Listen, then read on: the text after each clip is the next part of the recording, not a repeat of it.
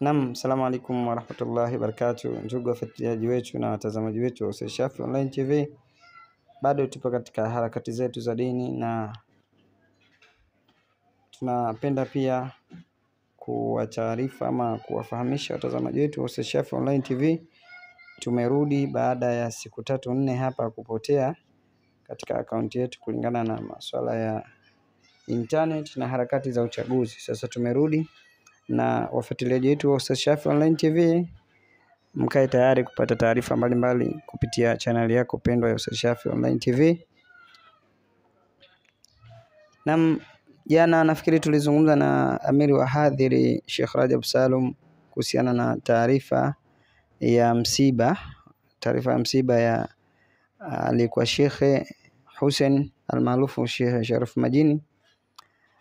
Tulipata taarifa ya msiba na taarifa ya mazishi tulikuwa bado hatujafikishia. Sasa tunapenda kuwafahamisha watazamaji wetu Ustadh Shafii Online TV taarifa iliyotoka kutoka kwa umoja wa hadhiri, kutoka kwa familia, kwamba maiti bado ipo Muhimbili na asubuhi itatolewa, itapelekwa katika msikiti wa Maamuri ambapo itaoshwa. Baadaye hapo italetwa nyumbani kwenye familia kwa maana mabibo. Halafu hapo visomo vya dua vya kumwombea maiti vitaendelea.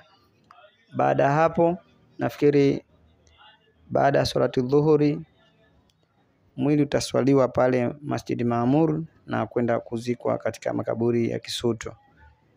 Kwa hiyo taarifa kwa mtu yoyote ambaye ataguswa ama atakuwa na muda, basi tuende tukamsindikize mwenzetu Sheikh Hussein ama kwa jina maarufu Sheikh Sharif Majini.